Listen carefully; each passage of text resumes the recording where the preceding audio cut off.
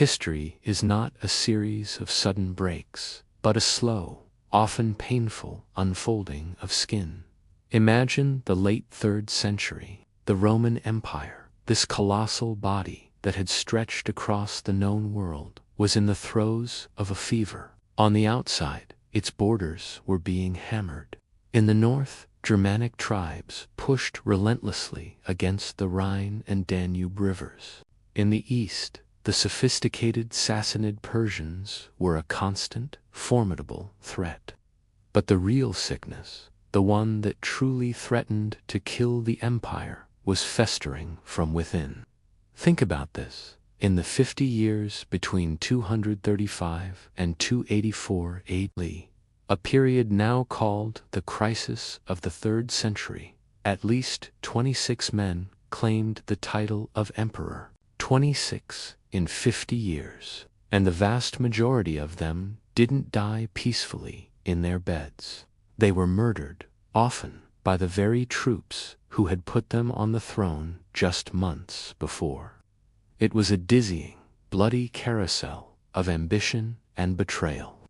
The military had become the ultimate kingmaker and kingbreaker, and loyalty was a currency that devalued faster than the silver in their coins. And speaking of coins, the economy was in absolute freefall. Decades of civil war, barbarian invasions, and political instability had shattered trade routes. To pay the ever-demanding armies, emperors simply minted more and more money, but they did it by drastically reducing the amount of precious metal in each coin. The result: hyperinflation. The silver denarius, once the backbone of the Mediterranean economy, became nearly worthless. People resorted to barter. The grand, interconnected economic system of the empire was grinding to a halt. Meanwhile, the city of Rome itself, the magnificent heart that had pumped life into this vast organism for centuries, was becoming a strategic backwater. It was a city of monuments and memories, but the real action, the real power, was hundreds of miles away on the frontiers. An emperor in Rome was too far from the battlefields, where the fate of the Great Empire was being decided daily with blood and steel. The gods of the pantheon, Jupiter, Mars, Juno, they all seemed silent, their marble temples echoing with the growing chaos. For many, it felt like the end of the world. It was in this suffocating atmosphere of terminal decline that a man named Diocletian, a soldier from humble origins who clawed his way to the top, had a radical realization. The Roman Empire was simply too vast, too complex, and to be set by enemies for one man to rule alone. It was an impossible job.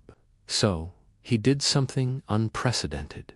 He split the world. He created a system called the Tetrarchy, the rule of 4.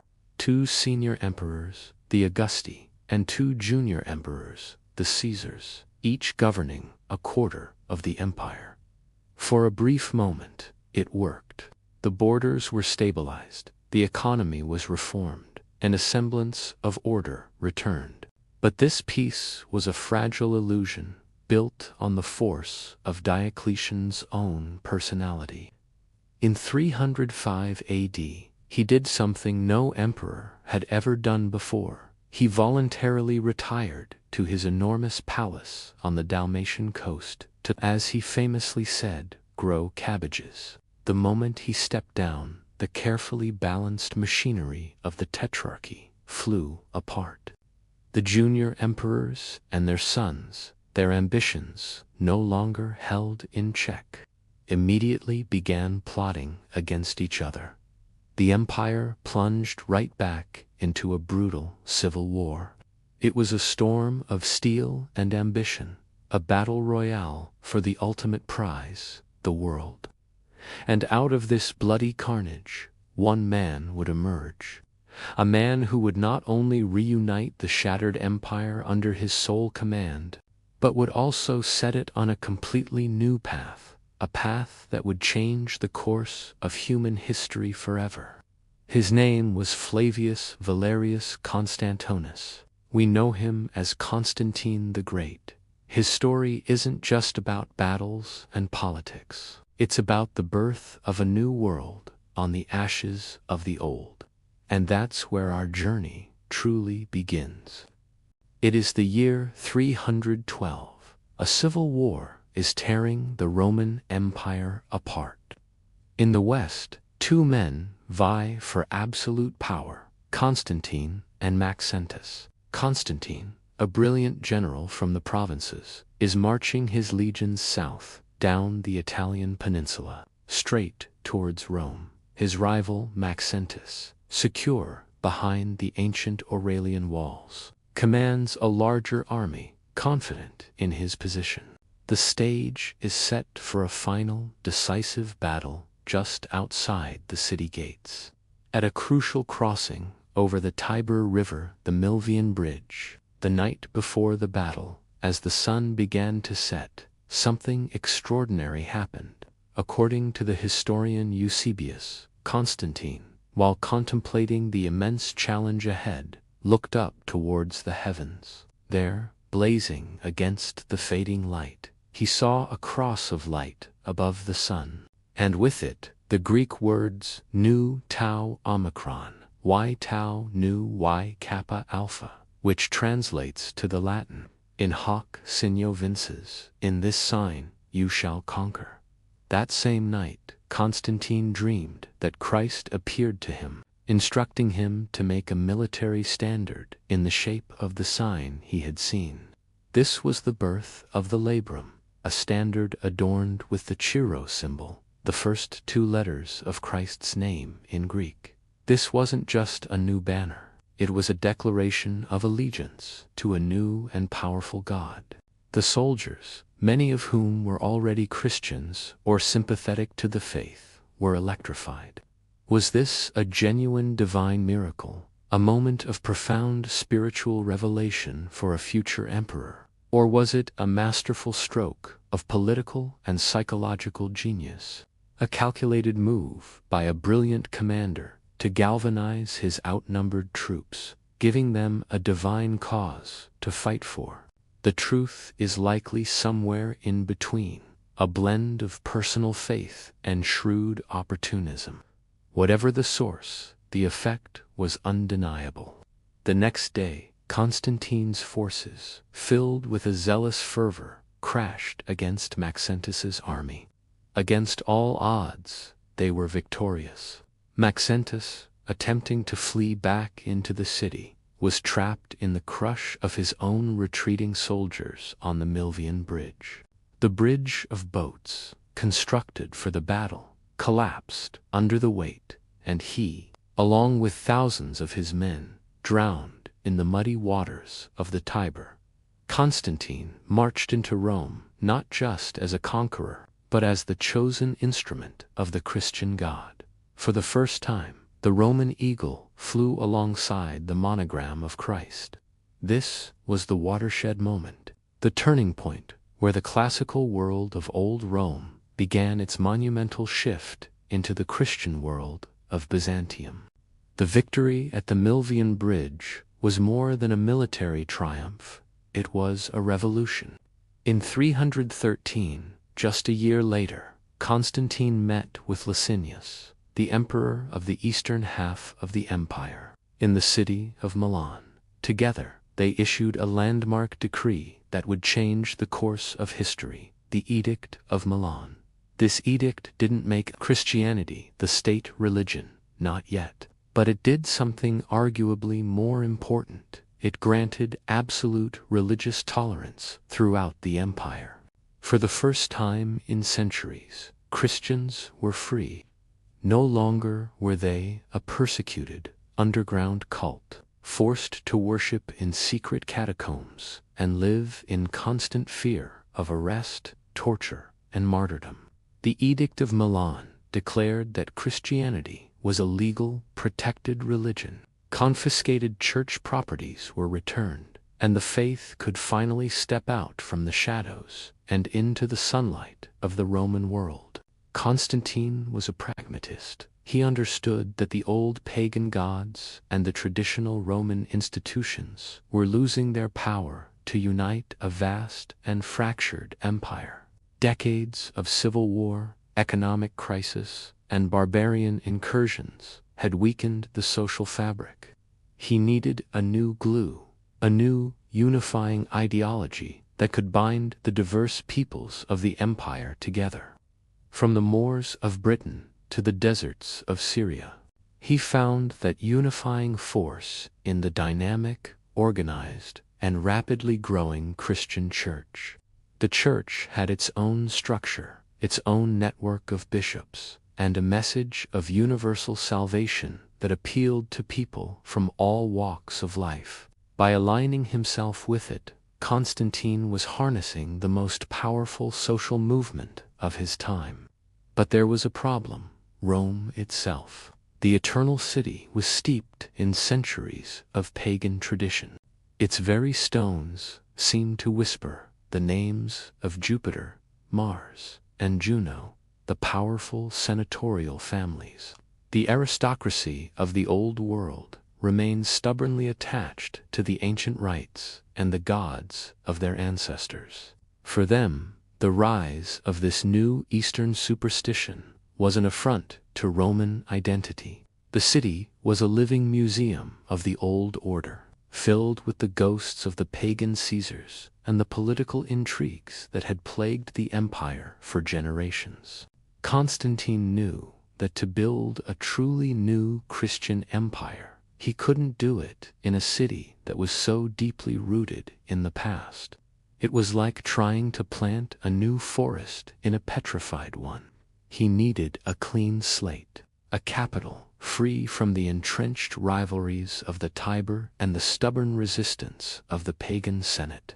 He needed a new Rome. His gaze turned eastward towards the strategic crossroads of the world. He considered several locations, including the site of ancient Troy.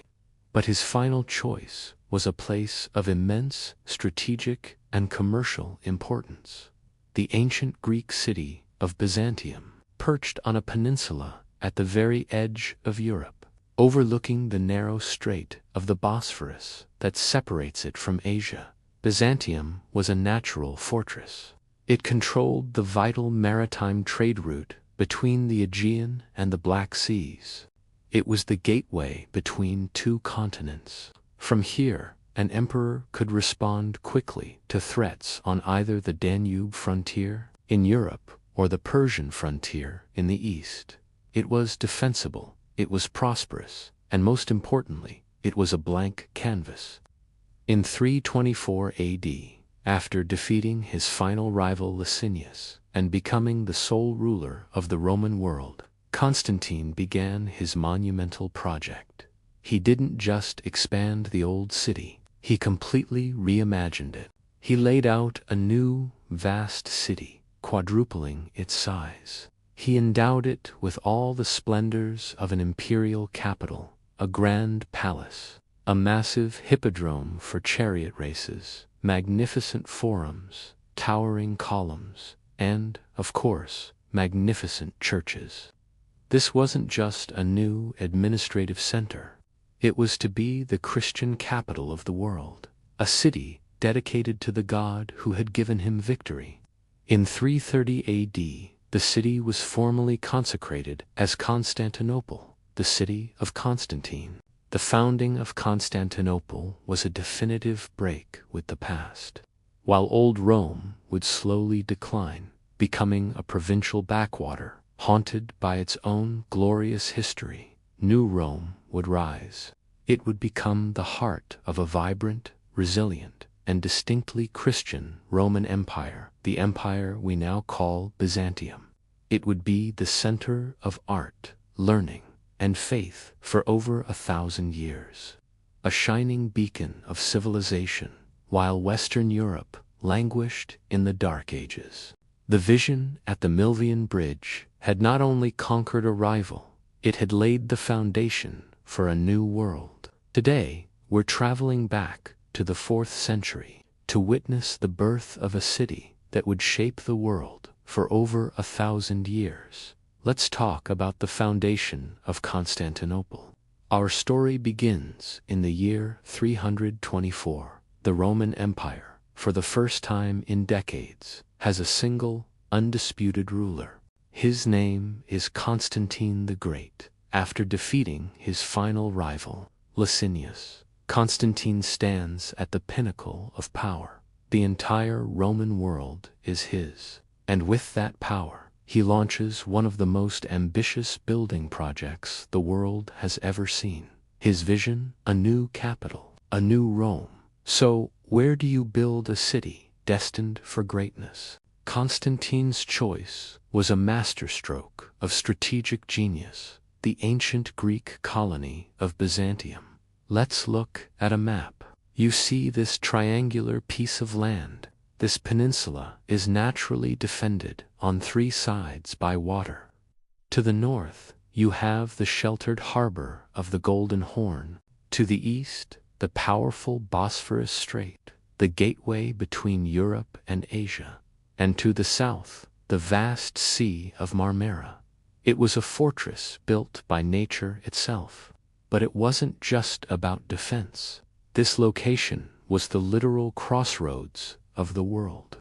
The legendary Silk Road, carrying treasures from the Far East, ran right through it. The vital grain routes from Egypt, which fed the empire, passed through its waters. If you controlled Byzantium, you didn't just control a city. You controlled the flow of trade, information, and power. You held the world's breath in your hands. In 324, the work began. And it wasn't just a simple renovation. Constantine wasn't just adding a few new buildings. He was creating a new universe. This was a total reimagining. He summoned the most brilliant architects and engineers from across the empire. Tens of thousands of laborers were brought in to transform the landscape. The scale was immense, the ambition breathtaking. It was a project that screamed power and permanence. To make this new city a true capital, it needed more than just walls and buildings. It needed people, the right people.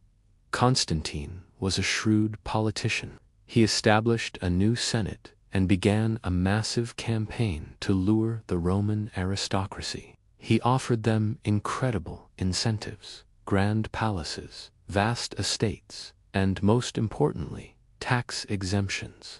The old noble families of Rome began to pack their bags and head east, bringing their wealth, influence, and traditions with them. At the heart of this new city was the Great Palace. This wasn't a single building, but a sprawling, magnificent complex. It contained imperial residences, lavish reception halls, government offices, beautiful gardens, and churches. It was a city within a city, the nerve center of the Roman Empire for the next 800 years. Imagine walking through its gilded halls, the air thick with political intrigue and the scent of power.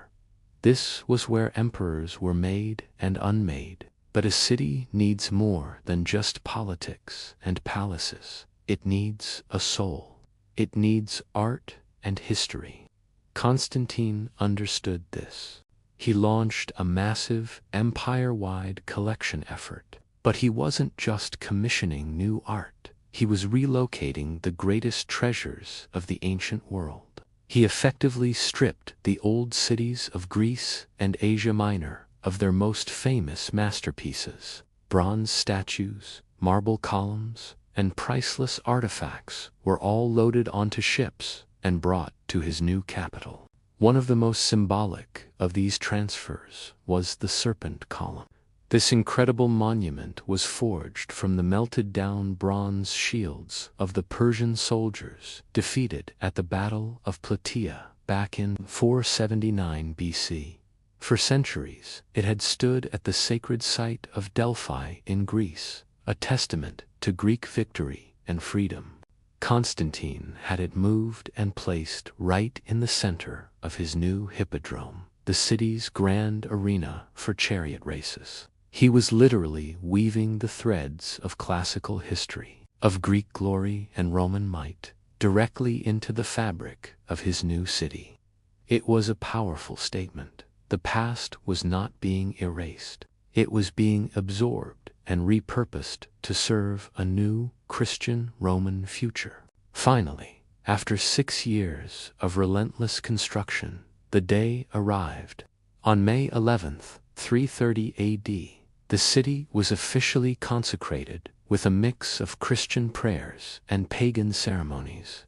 Its official name was Nova Romanu Rome, but that name never really stuck. The people, in their affection and awe for its founder, immediately started calling it Constantinople, the city of Constantine. This new capital was a fascinating blend of old and new. It was a profoundly Christian city, founded by the first Christian emperor, filled with magnificent churches, yet it was thoroughly Roman. It operated under Roman law, was managed by Roman administration, and defended by the legendary Roman legions. And here's a crucial point that often gets lost in modern history books. The people who lived there never called themselves Byzantines. That's a term invented by historians in the 16th century, long after the city had fallen. What did they call themselves? Romanoi in English, Romans. For them, the Roman Empire had not fallen. It had simply shifted its center of gravity. After the death of Constantine the Great in 337, the Roman Empire found itself on a roller coaster, oscillating between moments of fragile stability and heart-stopping crisis. His sons, instead of uniting, fought like wolves over the inheritance, carving up the empire for their own ambitions. This internal strife opened the door for external threats and internal dissent. Amidst this chaos, a fascinating figure emerged. Julian, known to history as the Apostate. He launched a bold, yet ultimately doomed, campaign to reverse the tide of Christianity and restore the old pagan gods. But it was too little, too late. The momentum of the Christian New Rome, Constantinople, was a force that could no longer be contained or reversed.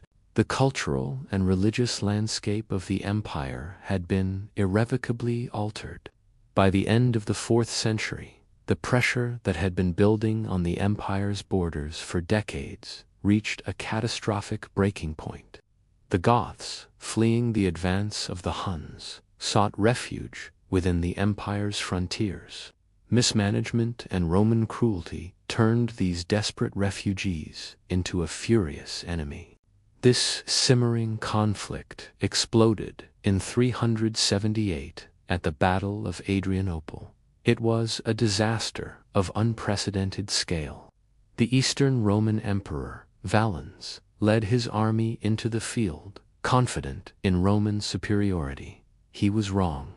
The Gothic heavy cavalry shattered the Roman legions. Valens was killed, his body never recovered, and his army was utterly annihilated. This wasn't just a defeat. It was the single greatest military catastrophe in Rome's long history. The myth of Roman invincibility, a cornerstone of their identity for centuries, was shattered in a single afternoon. The message was clear. The barbarians were not just at the gates, they were inside, and they could win. Out of the ashes of Adrianople rose a new, formidable emperor, Theodosius I. A brilliant general and a shrewd politician, he is remembered as the last man to rule over a fully united Roman Empire, both east and west. Theodosius looked at the carnage of Adrianople and the crumbling frontiers and understood a fundamental truth. The old strategies were failing. He managed to pacify the Goths through diplomacy and settlement, a controversial but necessary move. But more importantly, He recognized that for his new capital, Constantinople, to survive the coming storms, it couldn't just be a center of commerce and culture. It needed to become an impregnable, unbreachable fortress. His vision laid the groundwork for a project that would define the city for 1,000 years. This vision of an invincible city was brought to life by his grandson, Theodosius II, in the early 5th century. The result was one of the greatest feats of military engineering in human history, the legendary Theodosian walls. Let's just take a moment to appreciate the sheer audacity of this construction. These weren't just walls. They were a layered system of death, a complex defensive network stretching nearly 6 kilometers from the Golden Horn to the Sea of Marmara, sealing off the city's landward side completely. They were a statement in stone, a declaration of permanence in a world that seemed to be falling apart. For the next millennium, these walls would be the shield of the civilized world. Imagine you're an enemy soldier, a would-be conqueror, approaching Constantinople. What would you see? First, you'd encounter a wide, deep moat, over 60 feet across, often filled with water, creating a formidable initial obstacle. Anyone trying to cross this would be exposed to a relentless hail of arrows and projectiles. If you somehow made it across that watery grave, you wouldn't be at the main wall. Oh no, you'd be facing a low, crenellated breastwork, the Paratikeon, manned by archers. Behind that rose the outer wall, a formidable barrier, nearly 9 meters high, bristling with its own set of defensive towers. And only then, if you survived all that, would you finally come face to face with the heart of the system, the colossal inner wall. This was the true beast, a monstrous curtain of stone, 5 meters thick and soaring 12 meters into the sky, punctuated by 96 massive towers, each a fortress in its own right. These walls were more than just stone and mortar. They were a powerful psychological weapon. They sent an unambiguous message to the entire world. You may take our provinces. You may burn our fields and slaughter our armies, but you will never, ever take our heart. This wasn't an empty boast. The proof was in the history that unfolded. While the old capital, the city of Rome itself, was humiliatingly sacked by the Visigoths in 410, and then again by the Vandals in 455, sending shockwaves across the Mediterranean, Constantinople stood serene and untouched. It remained a beacon of marble and gold, a bastion of civilization protected by its impenetrable shield of stone. The walls allowed the Eastern Empire to endure, to regroup, and to prosper, even as the West crumbled. As the sun finally set on the 5th century, the Western Roman Empire, which had dominated Europe for half a millennium, flickered out of existence.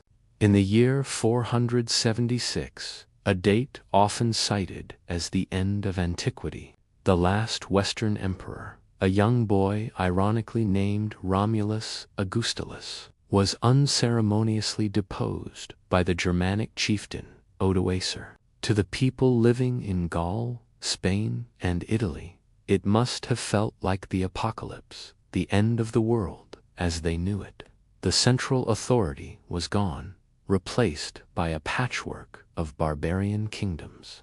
But if you were standing on the walls of Constantinople, looking east, the perspective was entirely different. The fall of Rome wasn't the end of the world. It was merely the shedding of a distant, diseased limb. The true Roman Empire, now centered solely in the East, was stronger, more unified, and more focused than ever. Its most glorious, and indeed its most blood-soaked chapter, was just beginning. The year is 476 AD, the last Roman emperor in the West. A young boy, ironically named Romulus Augustulus, has been deposed. The Western Roman Empire, that colossal entity that had dominated the known world for centuries, is no more. In its place, a chaotic patchwork of new kingdoms emerges, ruled by so-called barbarian kings. The Ostrogoths seize Italy, the cradle of the empire. The Visigoths control Spain, and the formidable Vandals hold sway over North Africa, strangling Rome's traditional grain supply. It seems as though the light of Roman civilization is being extinguished, one province at a time. Yet, one bastion of Roman power remains, standing defiant against the encroaching darkness. Far to the east, the city of Constantinople, the new Rome, continues to thrive. Its massive walls have repelled every invader. Its administration is sophisticated and efficient, and its trade routes are bustling. The Eastern Roman Empire, which we now call the Byzantine Empire, is the sole heir to the Roman legacy. It is stable, it is wealthy, but as the 5th century bleeds into the 6th, it faces a crisis of its own. The imperial bloodline is running thin. The emperors who follow the great Theodosius are a succession of competent but ultimately uninspiring figures. The problem comes to a head in the year 518 AD. The reigning emperor, Anastasius, a skilled administrator who had filled the treasury, dies at the age of 88. His fatal flaw: he dies childless, leaving no clear successor. A power vacuum opens at the very heart of the empire. The court officials, the high-ranking generals, and the wealthy aristocrats all begin to scheme, each believing they have a claim to the purple robes. The fate of the Roman world hangs in the balance. Into this volatile situation steps a man so improbable, so utterly unexpected, that his ascension to the throne sounds more like a folk tale than a historical fact. His name is Justin. Justin was not a senator, not a blue-blooded aristocrat, not even a man who could read or write his own name. He was an illiterate swineherd from a poor, rustic village in Illyria, a rugged region corresponding to parts of modern-day Serbia and North Macedonia. As a young man, he and 2 friends fled the poverty of their homeland, undertaking the arduous journey to Constantinople on foot. Their only possession was a single bag of twice-baked bread, a soldier's hardtack, to sustain them on their long march. Arriving in the magnificent capital, a city of 1,000,000 souls, the tall and imposing Justin did what many young men from the provinces did. He joined the army. He was enlisted into the Excubitors, a new elite imperial guard unit created to counteract the influence of Germanic mercenaries. Justin was no strategic genius, but he was a tough, loyal, and competent soldier. He did his duty, followed orders, and slowly, painstakingly, climbed the ranks.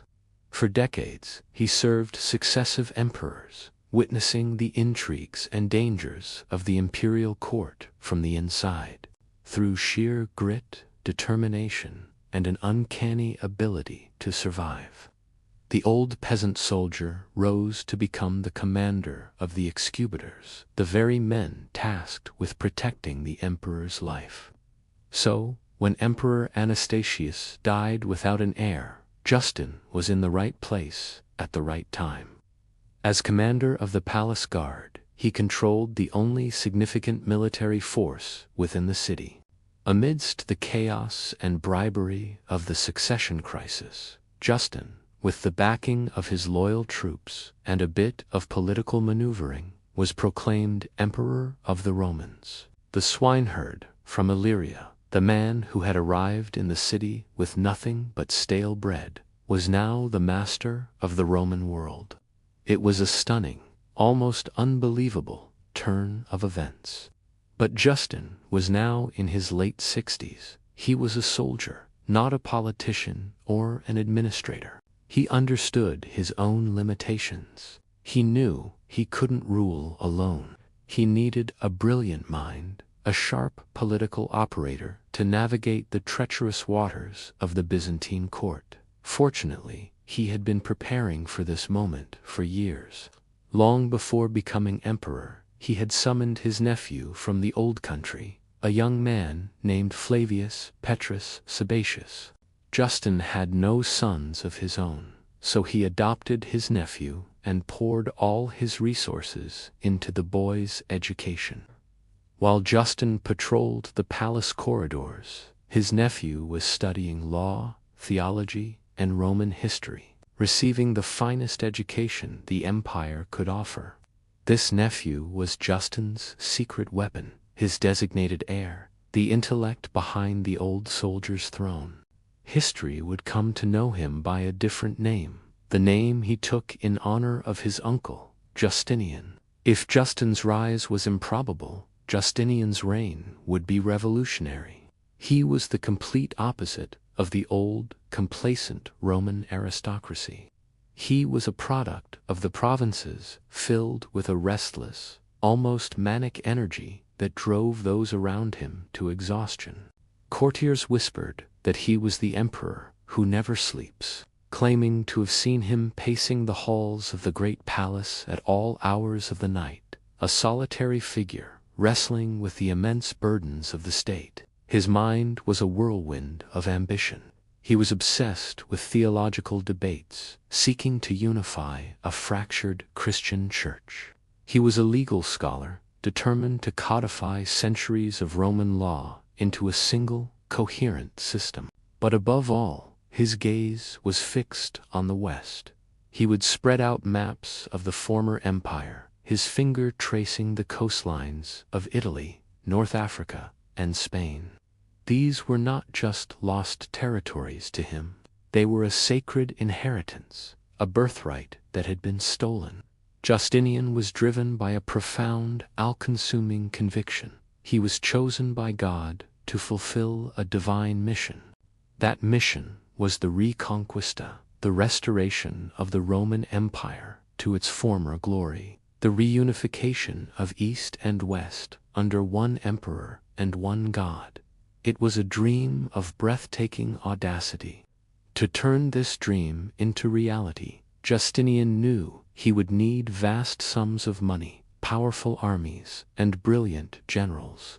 But more than anything, he needed a partner, an advisor who shared his vision, but also possessed a ruthlessness and a core of steel that he himself sometimes lacked. He needed someone who could navigate the cutthroat world of Byzantine politics, someone who could be his confidant, his strategist, and his rock. He found this person in the most unlikely and scandalous of places, a venue known for its riots, its gambling, and its debauchery. He found her in the heart of Constantinople's popular culture, the Hippodrome, and her name was Theodora. Her story, and how she became the most powerful woman in the Roman world, is where our tale takes an even more dramatic turn. Join us next time as we delve into the life of Empress Theodora. Ever heard the saying, "It's not where you start, it's where you finish"? Well, let me tell you about a woman who took that to a whole new level. Her name was Theodora, and her story is one of the most incredible rags to riches tales in all of history. But this isn't a fairy tale. This is the real, gritty, and absolutely stunning story of the Empress from the dust. Our story begins in the heart of Constantinople, at the Hippodrome. Imagine a massive stadium roaring with tens of thousands of people, not just for chariot races, but for a whole world of entertainment. This was the pulse of the city. Theodora's father was a bearkeeper for the Green faction, one of the main chariot racing teams. It was a tough, working-class life. The theater in the 6th century wasn't what we think of today. Forget high art and Shakespeare. This was a world of raunchy comedy, mime, and spectacle. It was a place where performers, especially women, had a very low reputation. Theodora grew up in this world. She became a performer herself, an actress. And, by all accounts, from the time, she was far more than that. Contemporary historians, who were often her political enemies, painted a scandalous picture. They described her as a woman of the night, famous for her jaw-dropping beauty, but even more so for her sharp, biting wit. She was intelligent, funny, and knew how to hold her own in a world that was not kind to women. She wasn't just another pretty face in the crowd. She had a fire in her, a charisma that was impossible to ignore. Little did anyone know, this performer from the lowest rungs of society was destined to sit on the most powerful throne in the world. So how does a woman with this kind of background end up as an empress? The answer is a man named Justinian. He was the nephew and heir to the emperor, a man of immense power and ambition, but he wasn't your typical aristocrat. He was from a humble background himself, a man who valued talent and intelligence over pedigree. And when he met Theodora, something clicked. He saw past the reputation, past the scandal. He wasn't just looking for a mistress to keep on the side.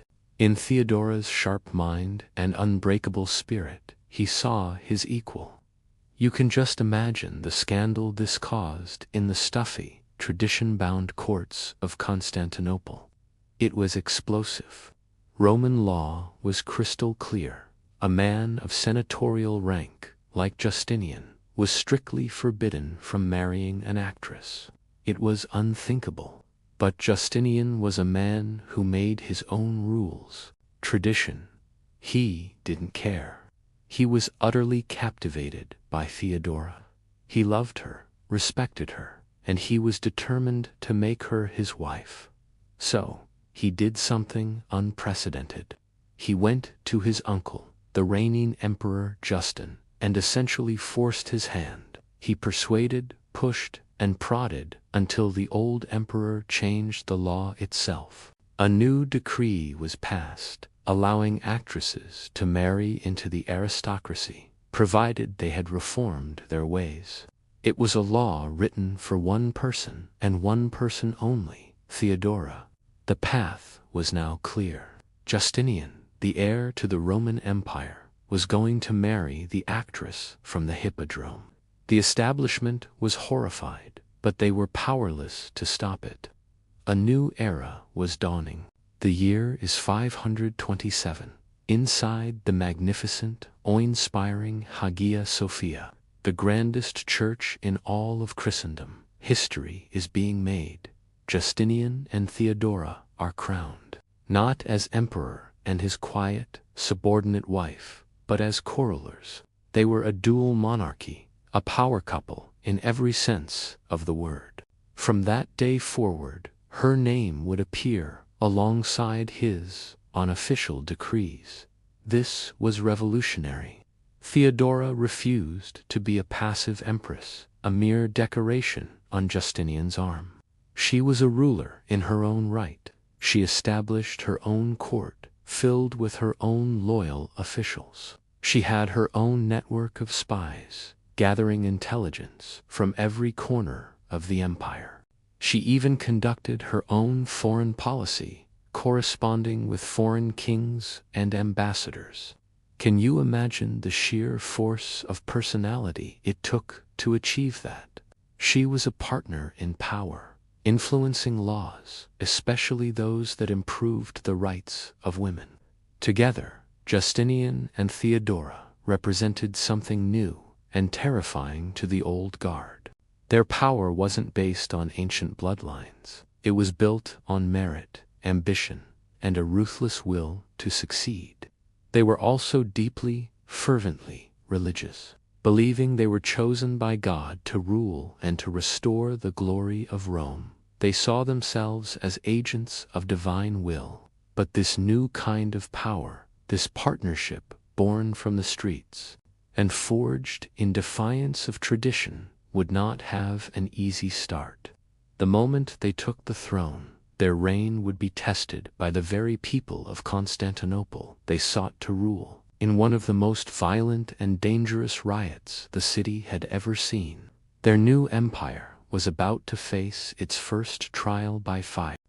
Imagine Constantinople, the heart of the Byzantine Empire. In January 532 AD, the city is a powder keg, and the fuse has just been lit.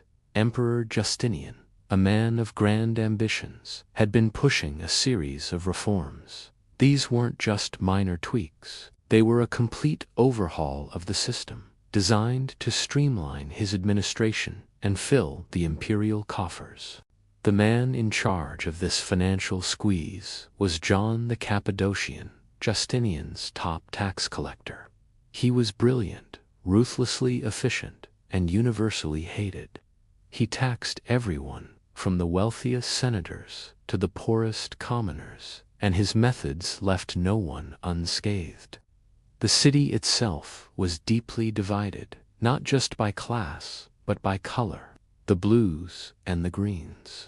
These weren't just sports teams. They were massive political and social factions.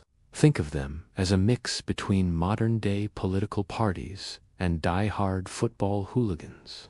They had their own territories, their own militias, and they usually spent most of their time fighting each other in the streets.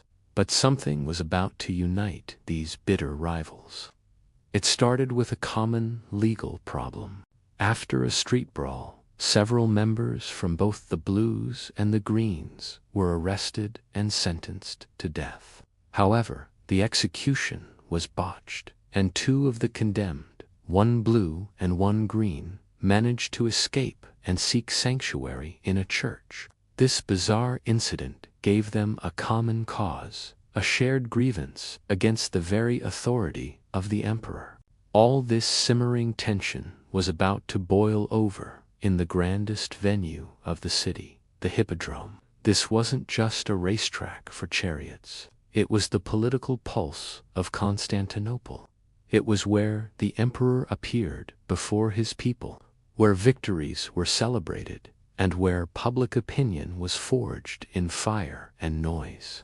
As Justinian took his seat for the races, he expected the usual chants and cheers for the different teams. But what he heard instead was something new, something terrifying. The roar of the crowd, tens of thousands strong, wasn't divided. Blues and greens were chanting together, a single, unified demand. Nika, Nika, Nika, victory. But this wasn't a cheer for a charioteer. It was a cry for rebellion, a declaration of war against the emperor himself. The city erupted. What started as a protest in the Hippodrome spilled out into the streets, transforming Constantinople into a vision of hell. For 5 long days, the rioters, a furious mob of blues and greens, held the capital hostage. They were no longer just angry sports fans. They were a revolutionary force. Their targets were the symbols of Justinian's power. They torched the magnificent Senate House. They burned the chalk, the grand bronze gate to the imperial palace. And they reduced the city's most sacred building, the original Church of the Holy Wisdom, the Hagia Sophia, to ashes. The city was an inferno. The mob had clear demands. They wanted Justinian's most hated officials, including the taxman, John the Cappadocian, gone. They screamed for their heads. As the chaos spread and the flames rose higher, some of the city's old aristocratic families, the senators who had lost power and wealth under Justinian's reforms, saw their chance. They smelled blood in the water. This wasn't just a riot anymore. It was a full-blown coup. They decided to throw their weight behind the mob, to guide the chaos toward their own political ends. They found the perfect candidate to replace Justinian, a man named Hypatius. He was a senator, and, more importantly, the nephew of the previous emperor, Anastasius. He had a legitimate, if distant, claim to the throne. The senators seized him, carried him on their shoulders to the hippodrome, and in the middle of the smoking ruins of the city, they declared him the new emperor of Rome. Justinian was now trapped in his palace, the city in flames outside, and a rival emperor being crowned by a mob just a stone's throw away. His reign and his life hung by a thread. What could he possibly do? The year is 532 AD. The city of Constantinople, the jewel of the Byzantine Empire, is in flames. A roar, like that of a beast, echoes through the streets. It's the sound of tens of thousands of angry citizens, united in their hatred for one man, their emperor, Justinian. Inside the grand palace, Justinian sits, trembling.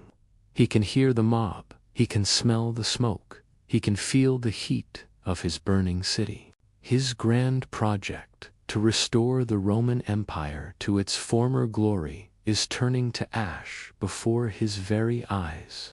The Nika riots, what started as a simple chariot race dispute between two rival factions, the Blues and the Greens, has spiraled into a full-blown rebellion. The people are screaming for his head. His advisors are panicked. Flee, my lord, they urge. There's still time.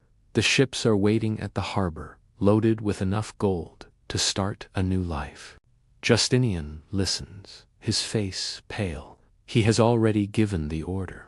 He is ready to abandon his throne, to abandon Constantinople, the new Rome he had sworn to protect and embellish, to run like a coward. For him, the dream is over. The empire is lost. He looks around the room at his council, men of power and influence, now reduced to a huddle of fear. They all agree. Fleeing is the only option. Survival is paramount. But as Justinian prepares to give the final command, a figure rises from her seat. It's his wife, the Empress Theodora. The room falls silent. All eyes turn to her. Theodora was not born into royalty. She came from the lowest rungs of society, a former actress, a profession viewed with disdain. Many in the court scorned her, whispered behind her back. But she possessed something that many of them lacked, a spine of steel. Her voice, calm but firm, cuts through the tension. The historian Procopius, who was there, recorded what she said next, words that would not just change the course of the day, but the course of history itself. She looks directly at her husband, Justinian. She doesn't plead, she doesn't cry. She speaks with a chilling clarity. My lords, she begins, whether or not a woman should give an example of courage to men is of no importance at this moment. She pauses, letting her words sink in. The present situation is too desperate for such debates. My opinion, she continues, her gaze unwavering, is that this is not the time for flight, even if it brings us to safety. She then speaks a line that would echo through the centuries. As for me, I hold to the old saying that the royal purple is a fine burial shroud. The royal purple, the color of emperors, the symbol of absolute power.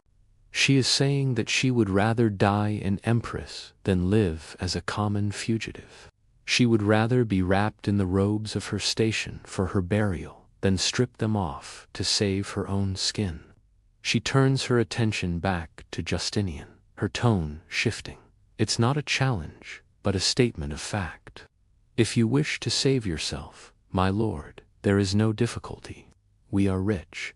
Over there is the sea, and here are the ships. She gestures towards the harbor, where the escape vessels bob, ready to carry them away from the chaos. But, she adds, and her voice drops, becoming almost a warning, consider whether, Once you have escaped to safety, you will not find in time that you would have preferred death.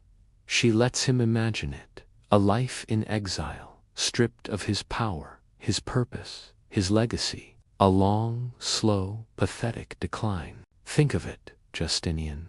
You would spend the rest of your days as a beggar, haunted by the ghost of what you once were.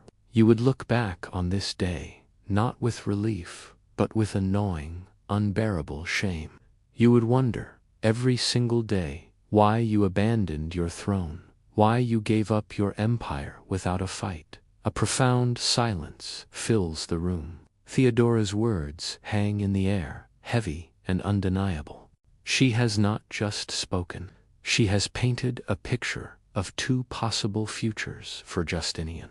One is a quick, honorable death in the heart of his empire, fighting for his crown.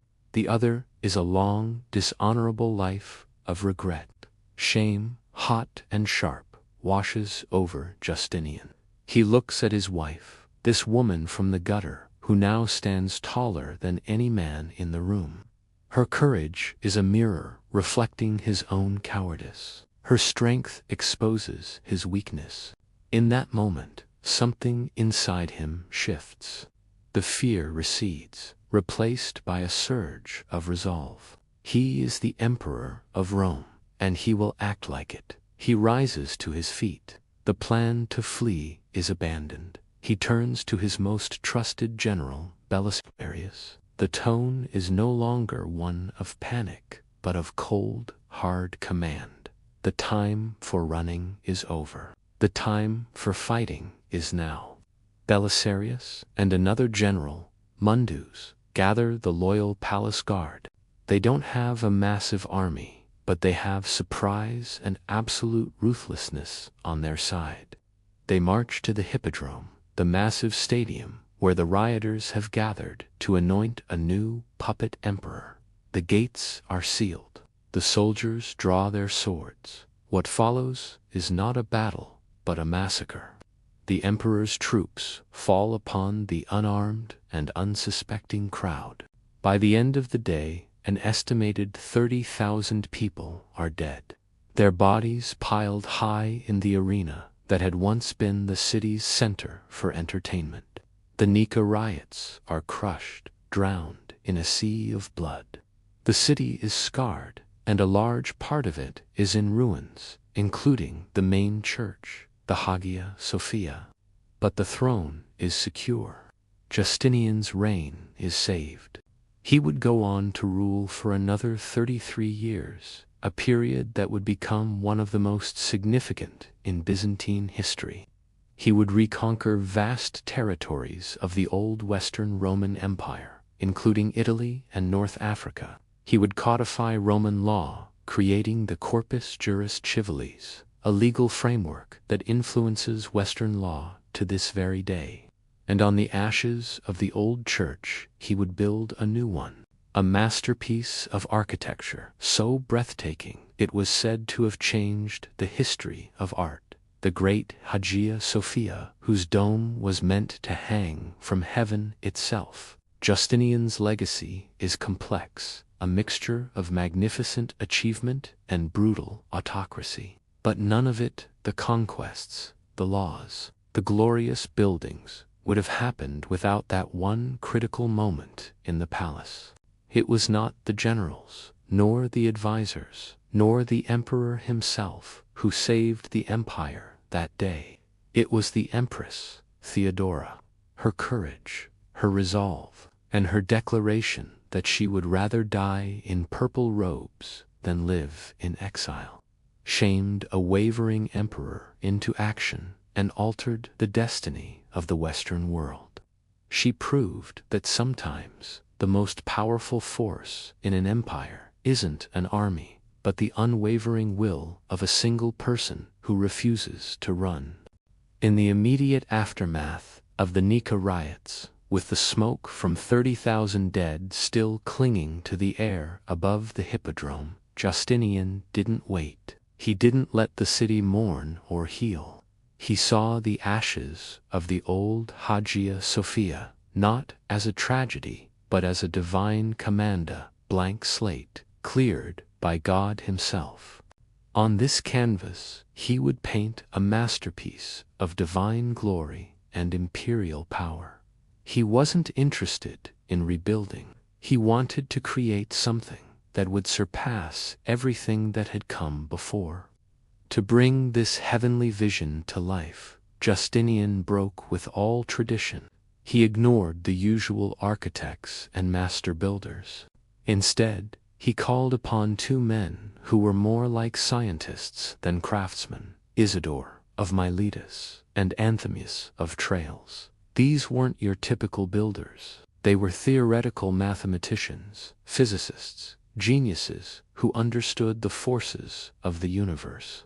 Justinian gave them a challenge that was, by all accounts, impossible: to build a dome, a perfect circle representing the heavens, and place it on top of a massive square base.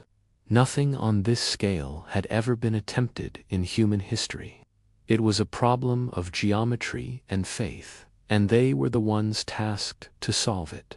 The construction itself was a spectacle of imperial might.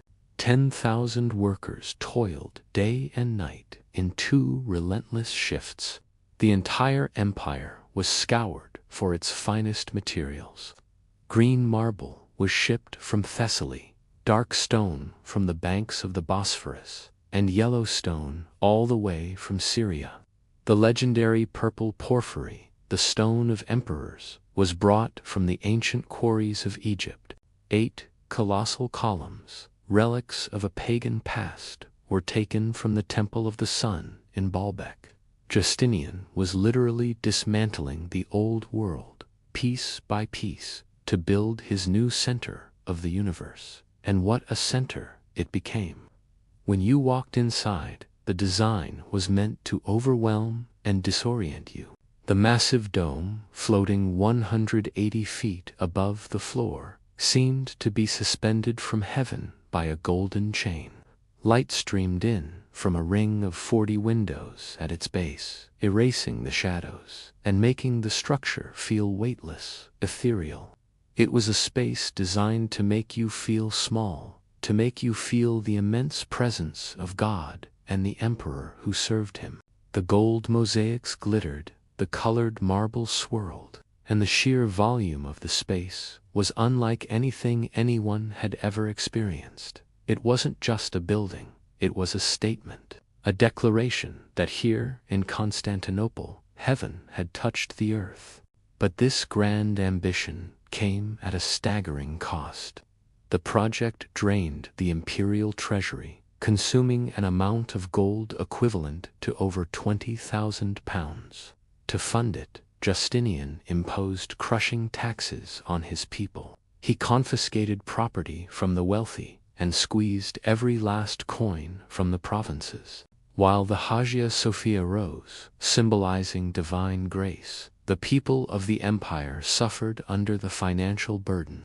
For many, the church wasn't a symbol of God's love, but a monument to the emperor's ego, built on their hardship. The construction was plagued by crises. The sheer weight of the dome caused the eastern arch to begin buckling outwards.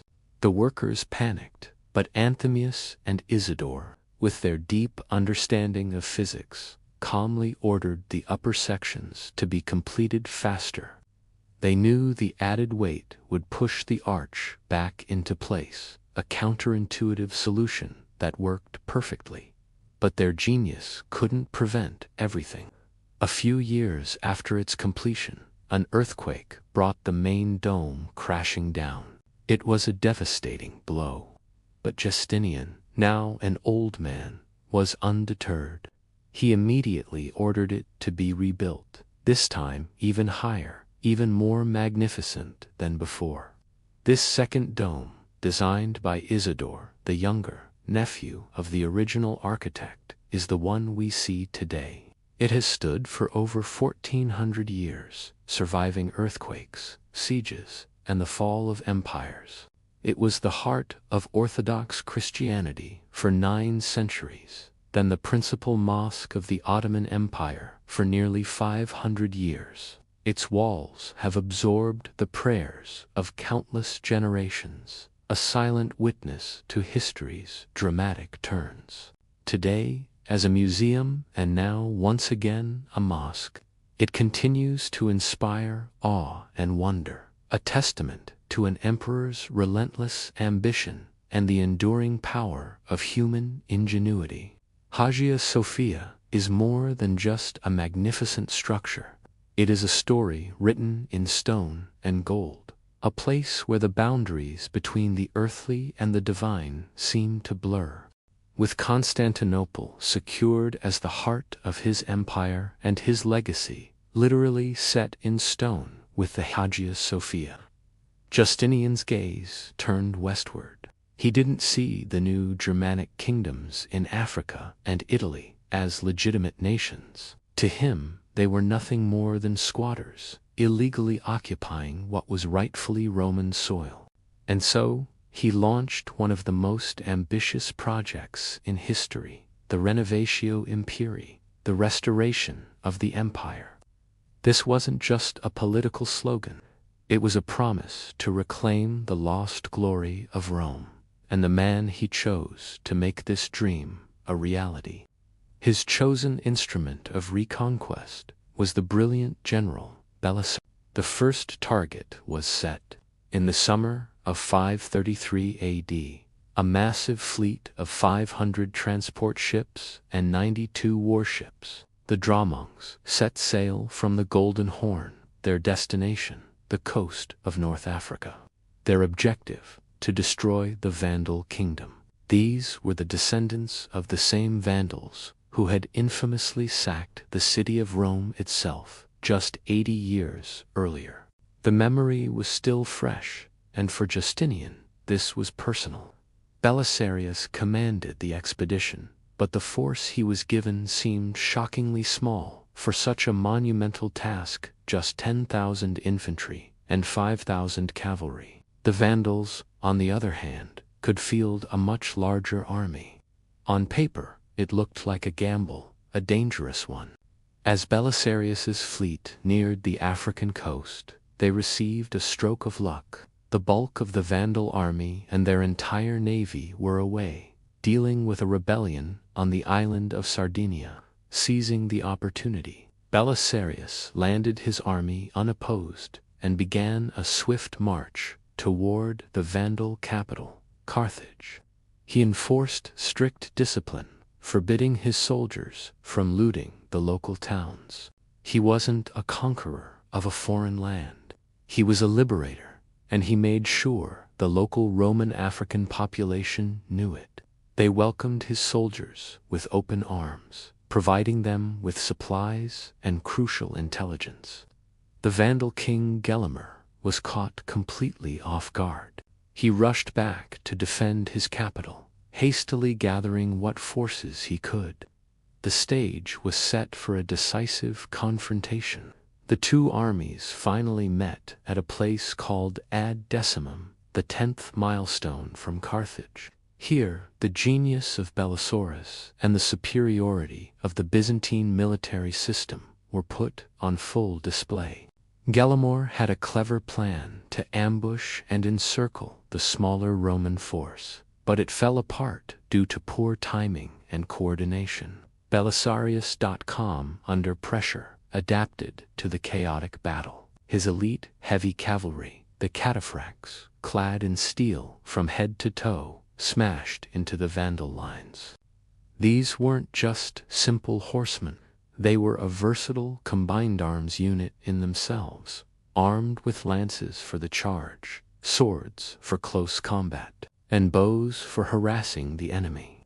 Supported by disciplined infantry formations that held the line, the Byzantine army proved devastatingly effective. The Vandals, who fought primarily as cavalry, lacked this tactical flexibility. They broke and fled. After the stunning victory at Ad Decimum, Belisarius marched into Carthage without a fight. The city's inhabitants threw open the gates, cheering his arrival. It was a remarkable moment. Belisarius, it said, sat on King Gelimer's throne and ate the very dinner that had been prepared for the Vandal king's expected triumphal return. But the war wasn't over. Gelimer, though defeated, was not broken. He regrouped his remaining forces, including the army that finally returned from Sardinia, for one last stand.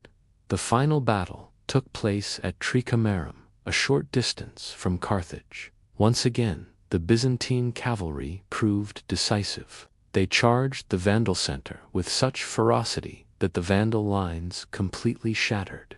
King Gelimer lost his nerve and fled the battlefield, and with his flight, the morale of his entire army collapsed.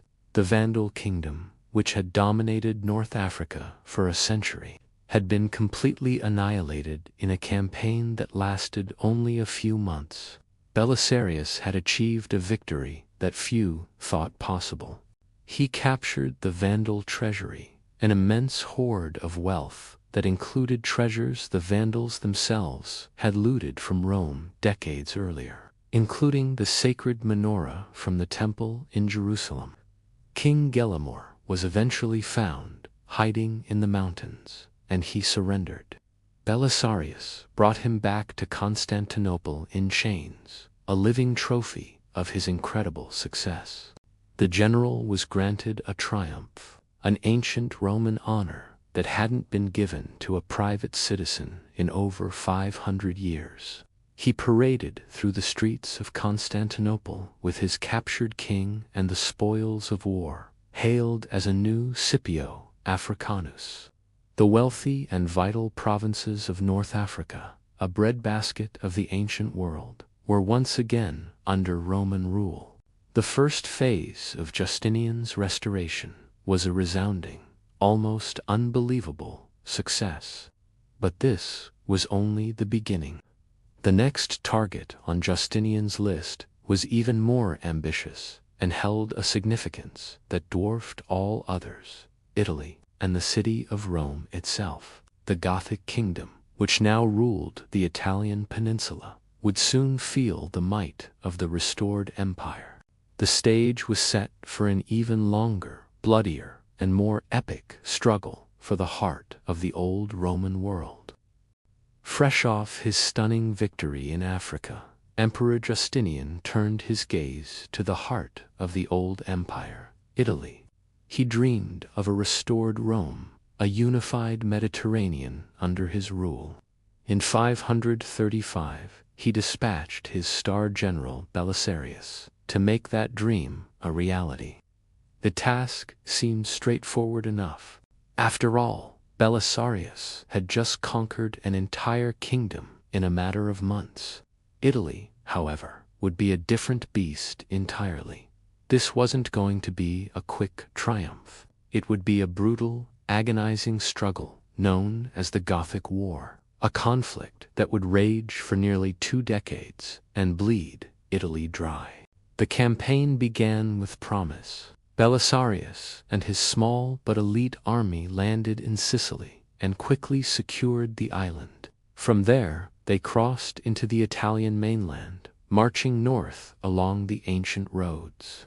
The Goths, initially caught off guard, struggled to mount a unified defense. City after city fell to the imperial forces, and by the end of 536, Belisarius achieved the unthinkable. He marched into Rome itself, the eternal city, without a fight. For the first time in 60 years, the Roman eagle flew over the Roman Forum. It was a moment of immense symbolic power. Justinian's dream seemed within reach, but the celebration was short-lived. The Goths were not defeated. They were regrouping. Under their new king Witiges, they amassed a colossal army, reportedly 150,000 strong, and marched on Rome. Belisarius, with only 5,000 professional soldiers, found himself trapped. The Great Siege of Rome began, a desperate struggle that would last for a year and 9 days. The Gothic host surrounded the ancient Aurelian walls, cutting off supplies and launching relentless assaults. Inside, the Romans, a mix of hardened soldiers and terrified civilians, fought with the ferocity of cornered animals. Belisarius was everywhere, a whirlwind of energy and tactical genius. He led daring sorties, repaired breaches in the walls, and rationed dwindling food supplies. He turned aqueducts into defensive fortifications and ancient mausoleums into fortresses.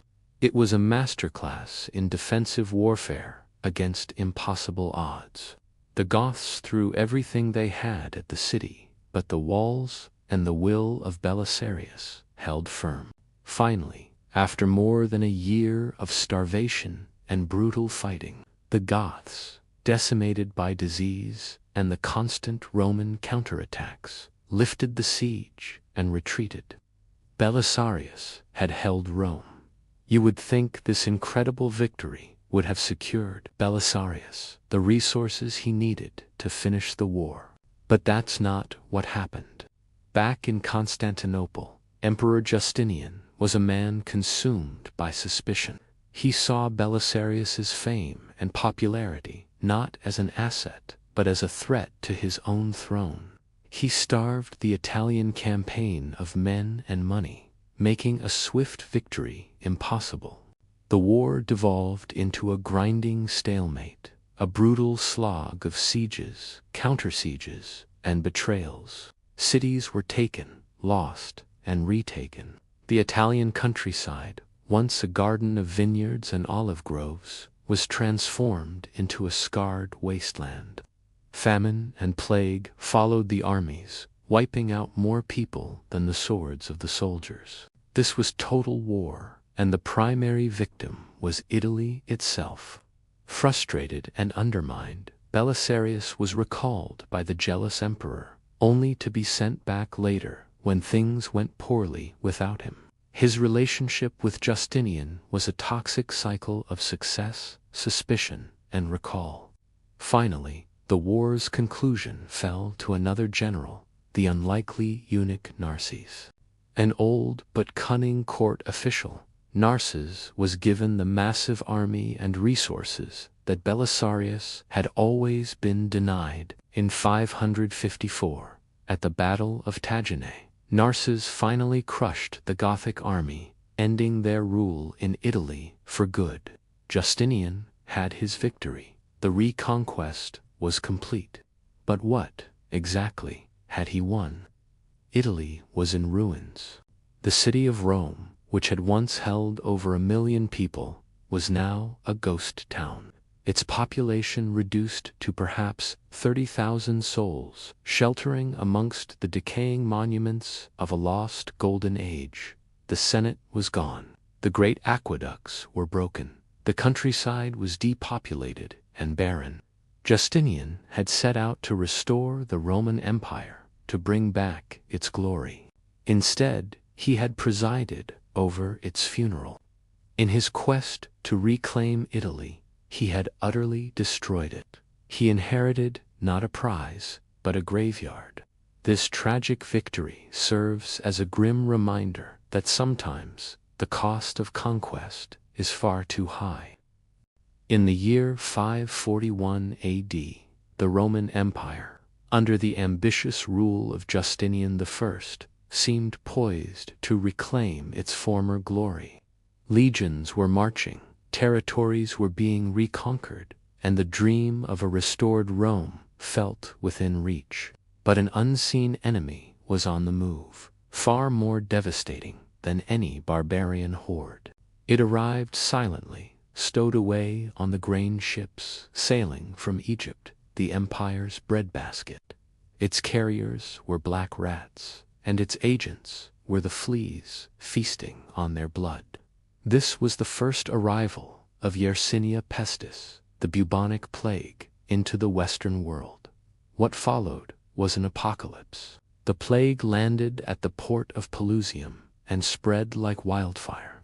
Following the trade routes, it raced across North Africa into the Levant and struck at the very heart of the empire, Constantinople. The city, a bustling metropolis of 500,000 souls, became a death trap.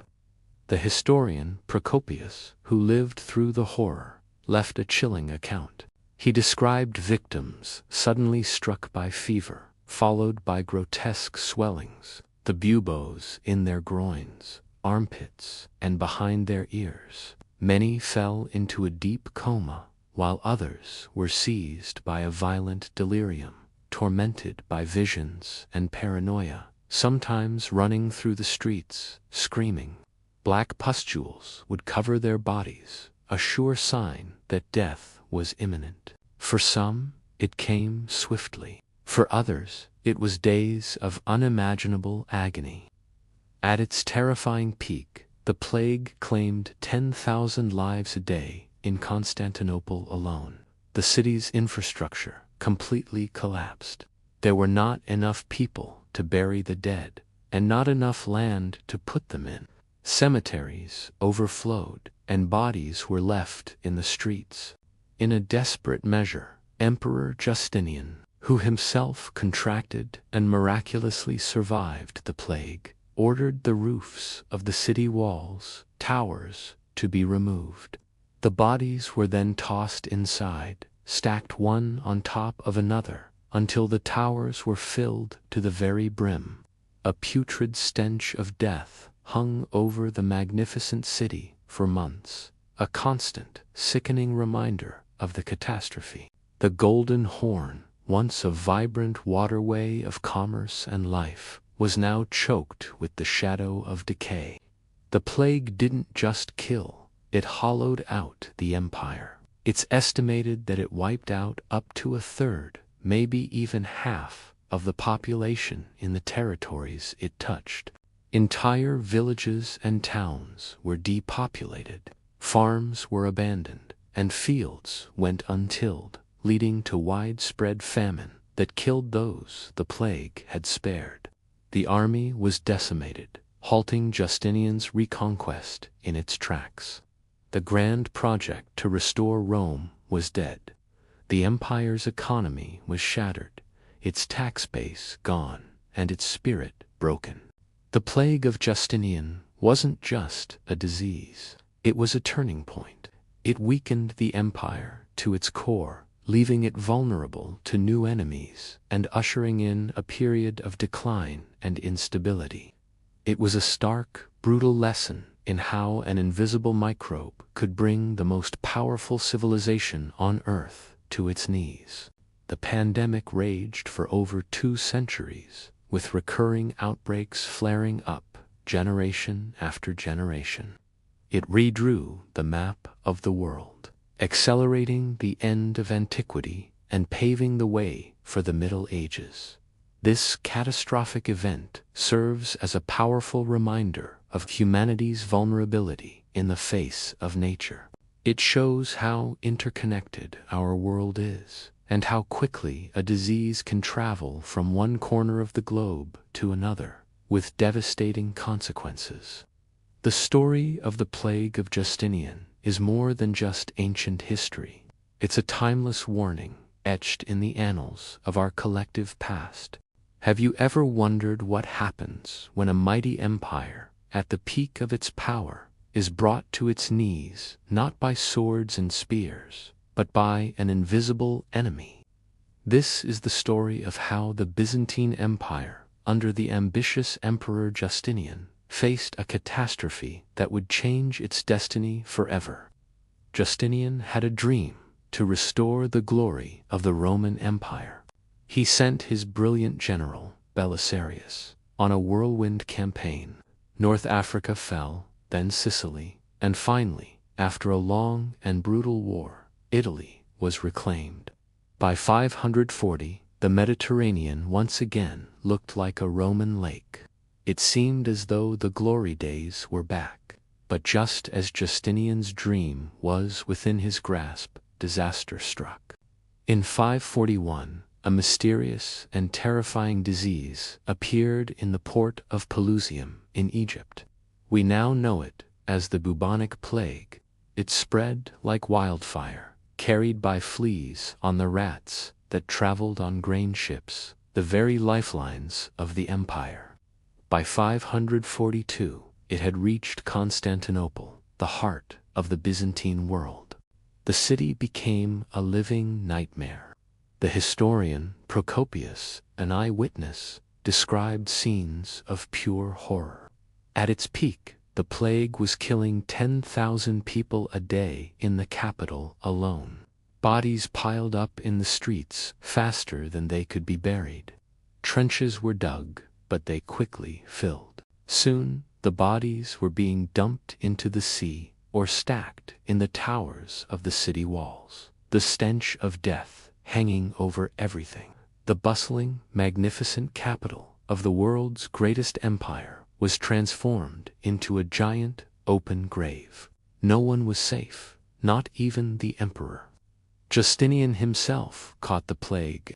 The empire held its breath. Miraculously, he survived, but those who knew him said he was never the same man again. He emerged from his illness more paranoid, more withdrawn, and perhaps a little broken. The plague's true devastation, however, was demographic and economic. It's estimated that it wiped out up to a third of the empire's population. Think about that. 1 in every 3 people gone. This wasn't just a human tragedy. It was a societal collapse. The tax base, the very foundation of the state's power, simply evaporated. There were not enough living people to farm the land, run the workshops, or pay the taxes needed to fund the army and the government. For Justinian's newly reconquered territories in the west, this was a death sentence. The armies in Italy, left unpaid, began to mutiny. Soldiers deserted in droves, and the local populations, ravaged by decades of war and now the plague, were in no position to defend themselves. The dream of a restored Roman Empire was crumbling into dust. The manpower needed to garrison the vast new frontiers in Italy and Africa just wasn't there anymore. Justinian's grand offensive was over. For the rest of his reign, he would be fighting a desperate defensive battle just to hold on to what he had. Then, in 548, another blow fell, this one deeply personal. The Empress Theodora, Justinian's brilliant, steely, and indispensable partner, died, likely of cancer. Justinian was utterly devastated. Theodora had been more than his wife. She was his co-ruler, his most trusted advisor, and the iron spine of his government. Without her political savvy and unwavering support, the emperor became increasingly isolated. He retreated from the world of politics and war, turning his obsessive focus to a different kind of battle, theology. The Christian Church was fractured by complex doctrinal disputes, particularly between the Chalcedonians and the Monophysites. Justinian spent his final years desperately trying to find a compromise, to force unity upon the warring factions of the Church. He wrote treatises, held councils, and issued edicts, but this was a war he could not win. The theological divisions were too deep, the passions too high. The task of reconciling the Church proved even more difficult than conquering Italy. When Justinian died in 565, he left behind a contradictory legacy. He was the emperor who had built the Hagia Sophia, codified Roman law, and nearly restored the Roman Empire. But he also left behind an empire exhausted by war, bankrupted by ambition, and hollowed out by plague. The dream of a unified Roman world, both politically and spiritually, died with him. The plague had not just killed millions. It had shattered the momentum of an empire and set the stage for a new, uncertain era. Justinian, the great emperor of the Romans, died in November of 565 AD. He had reigned for 38 years, a lifetime in the tumultuous 6th century. When he closed his eyes for the final time, He left behind an empire that was, territorially, the largest it would ever be again. Its borders stretched from the Pillars of Hercules in modern-day Spain all the way to the rugged mountains of Armenia. It was a staggering achievement. He had done what many thought impossible. He had taken back Rome. He hadn't stopped there. His reign saw the complete codification of 1,000 years of Roman law, a legal framework so influential it shapes our own to this very day. He had rebuilt the capital, Constantinople, on a scale of magnificence that left visitors breathless, crowned by the glorious dome of the Hagia Sophia.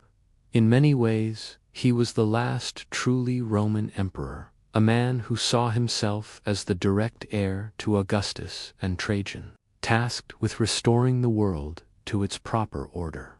But this restoration, this grand and glorious dream, had come at a total and devastating cost. To fund his endless wars and lavish building projects, Justinian had bled the empire dry. The treasury was empty. The provinces, squeezed for every last coin, were utterly exhausted.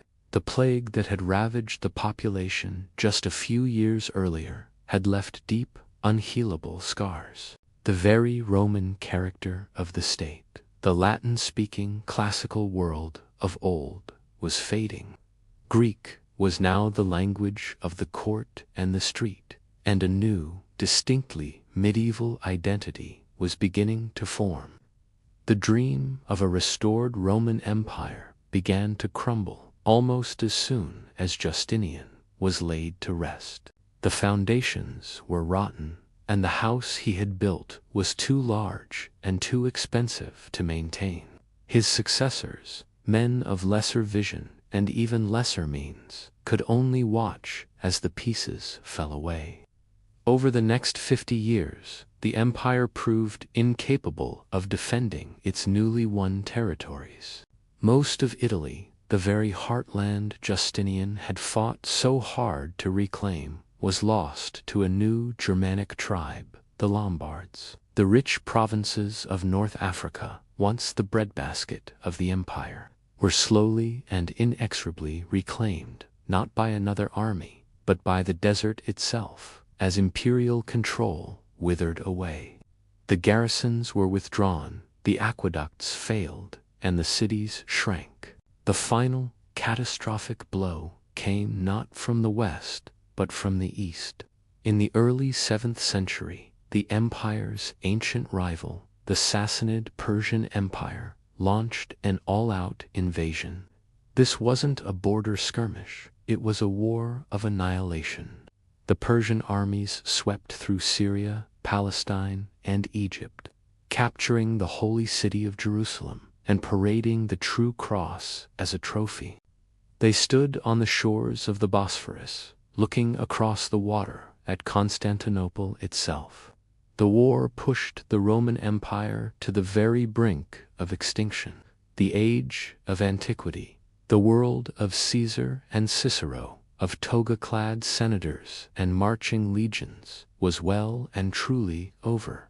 A new, darker, and more uncertain era had dawned. The great Roman Empire in the West had crumbled, but its eastern half, centered on the magnificent city of Constantinople, endured. For centuries, this Eastern Roman Empire clung to its ancient heritage. Its emperors still called themselves Imperator. Caesar Augustus spoke Latin in their courts and dreamed of reconquering Rome itself. But by the dawn of the 7th century, this was a phantom dream. The empire was bankrupt, its armies were shattered, and its provinces were being devoured by enemies from all sides. The dream of Rome was dying. In the year 610 AD, a savior arrived from an unexpected quarter. A fleet sailed from the shores of Africa, and at its head was a new emperor, a man named Heraclius. When he arrived in Constantinople, he found an empire on the brink of total collapse. The treasury was empty. The mighty Persian Empire had conquered Syria, Palestine, and even Egypt, the breadbasket of the state. Barbarian tribes swarmed across the Balkans, threatening the very walls of the capital. The ancient Roman institutions Heraclius inherited were hollow shells, and Latin, the language of the Caesars, was a dead tongue spoken only in official ceremonies, understood by few. Heraclius knew that to save the state, he couldn't just patch up the old system. He had to forge something new, something resilient. He had to accept the reality of what the empire had become. He embarked on a desperate, brilliant campaign against the Persians, a holy war that would take him to the brink of destruction and back again. He didn't just fight with armies, he fought with faith, carrying the true cross into battle, inspiring his people with a new sense of divine purpose. He pushed the Persians all the way back to their own capital, winning an impossible victory that seemed to herald a new golden age. But in saving the state, Heraclius transformed it forever. He was the last Roman emperor to truly campaign in the West, and the first to fully embrace the East. He dropped the old Latin title of Imperator, Caesar. Instead, he adopted the Greek title used by his subjects, Basileus, meaning king or emperor. He made Greek the language of the people and the church, the official language of the government and the court. He reorganized the provinces into military districts called themes, turning the empire into a highly militarized, defensive society. This wasn't a restoration, it was a revolution. The age of the Caesars, with its sprawling Mediterranean empire and its Latin culture, was definitively over. The era of the Byzantine Middle Ages had begun.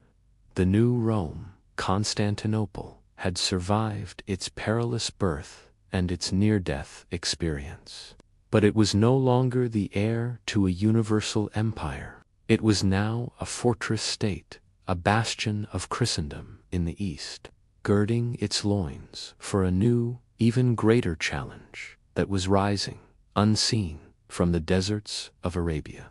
The empire had been saved, but it was now smaller, tougher, and profoundly different. It was a Greek kingdom, a Christian empire, standing guard at the crossroads of the world, preparing for a 1,000-year struggle against the rising tides of the East. Join us next time as we witness the explosive rise of Islam and the beginning of the Arab conquests, a storm that would change the world forever.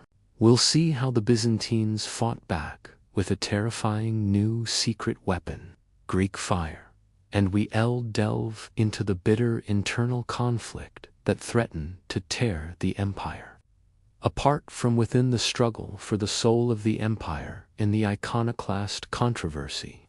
It's a story of faith, fire, and the fight for survival. Thank you for watching, and be sure to subscribe so you don't miss the next chapter in our epic saga.